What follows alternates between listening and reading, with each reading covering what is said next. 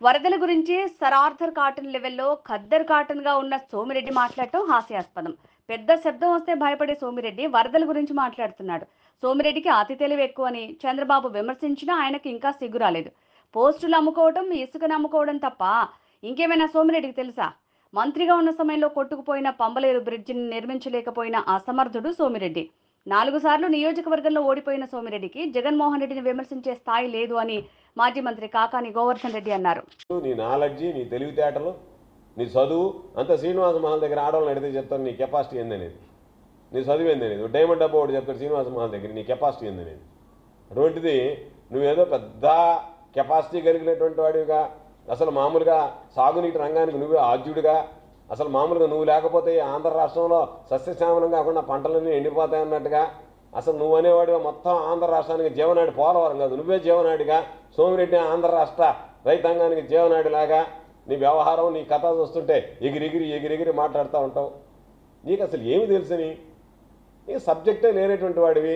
గూగుల్లో చూసుకొని గూగుల్లో వచ్చి తీసుకొచ్చి ఏదో మన పాపం సంవత్సరంలో కూడా దూసుకొని పోతా ఉన్నాడు లోపలికి చంద్రబాబు దగ్గరికి. ఆయన ఎక్కడ నా మొహం చూడకపోతాడని నేను ఏదైనా మాట్లాడాలని చెప్పి నీ మొహం కూడా చూడకుండా వెళ్ళేతాను. భయమైతే అంత మాట్లాడితే ప్రమాదం అని చెప్పి. ఎందుకంటే నువ్వు హాఫ్ నాలెడ్జ్ పిలవని తెలుసు కాబట్టి, నీకేమి తెలియదు అనేటువంటి తెలుసు కాబట్టి. కాబట్టి నువ్వు నెల్లూరుకి సంబంధించి, ఈ జిల్లాకు సంబంధించి రైతాంగానికి ఏం చేసావు చెప్పమంటే, ఎక్కడో ఏలేరు, ఆ పక్క గోదావరి, ఆ పక్క విజయవాడలోని కృష్ణా నది, ఇవన్నీ దానికి పెన్నా నది మీద ఈరోజు సంగం బ్యారేజీకి పొనుముప్పు వాటిల్లుతుంది.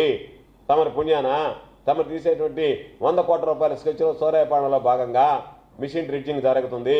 ఈరోజు పత్రికల్లో వార్తలు వచ్చినాయి. పాపం అక్కడ రైతులు ఆందోళన చేస్తున్నారు. దాని గురించి సమాధానం చెప్పకుండా నేను ఇక్కడ మాత్రం దోచుకుంటాను, ఈ కట్టడాలు ఎట్టైనా పర్వాలేదు, జగన్మోహన్ రెడ్డి గారిని విమర్శించడానికి ఏ లేరు, పంబలేని గురించి మాట్లాడడానికి సిగ్గు లేదు, దిక్కు లేదు నీకు.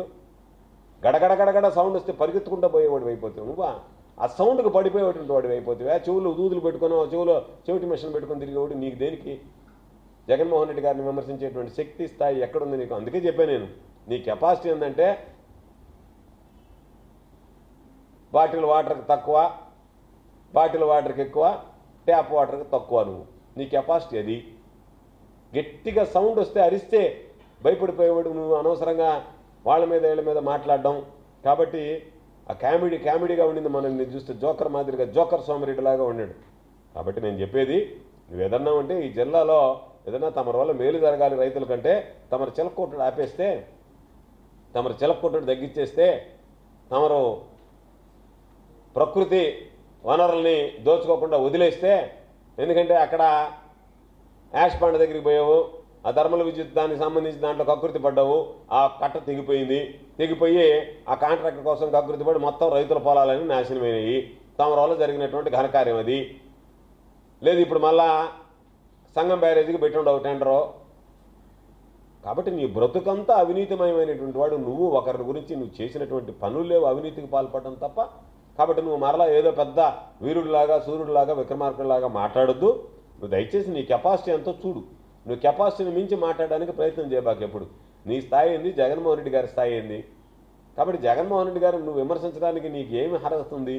జగన్మోహన్ రెడ్డి గారు ఏం చేశాడో, నువ్వేం చేసావు అనేటువంటి దాన్ని చూస్తే ఈ ఆంధ్ర రాష్ట్రానికి సంబంధించి, రాష్ట్రపతులకు సంబంధించి, కంట్రిబ్యూషన్కి సంబంధించి నువ్వు సర్వేపల్లిలో 4 సార్లు ఓడిపోయినటువంటి వాడు నువ్వు. జగన్మోహన్ రెడ్డి గారు ఈ రాష్ట్రానికి ముఖ్యమంత్రిగా పనిచేసేటువంటి స్థాయికి ఎదిగినటువంటి వాడు. కాబట్టి నువ్వు ఏదన్నా ఉంటే మామూలుగా విమర్శించగానే వ్యక్తిగతంగా విమర్శించడం అది ఇది అని చెప్పని నిన్నేదో గుర్తించి చంద్రబాబు నాయుడు అయ్యా ఈ మధ్య మనోడు బాగా మారుకున్నాడు, యమకొట్టుడు కొడుతున్నాడు కాబట్టి నీ మీద చెడ్డ పేరు, బ్యాడ్ నేమ్ వచ్చింది కాబట్టి దాన్ని అధిగమించడానికి నువ్వు అబ్బా బేష్ మనోడు బ్రహ్మాండంగా మాట్లాడాడు నా గురించి, జగన్మోహన్ రెడ్డి గారిని విమర్శించాడని చెప్పి ఆయన ఏమన్నా నిన్ను కితాబిస్తాడని చెప్పి నువ్వు మాట్లాడడానికి ఏమన్నా ప్రయత్నం చేసావా తప్ప, దయచేసి నీ నోటుకుండా వరదలు గిరదలు ఇవన్నీ వద్దు సోమిరెడ్డి. ఈ మాట్లాడడానికి మంచిది కాదు నీకు. నువ్వు చేసేటువంటి పనులకి వీటికి ఎక్కడా పొంతం లేదు. కాబట్టి నీదంతా మొన్నటి రోజు చూస్తే కామెడీ షో లాగా ఉండింది. కాబట్టి వరదలు, వానలు, ఉధృతము వీటి గురించి దేనికి నీకు చేయగలిగేది ఏదన్నా ఉంటే ఈ జిల్లాలో సాఫీగా ఈ పంటకి రేపు ఖరీఫ్కి నీళ్ళు ఇచ్చి పండించు.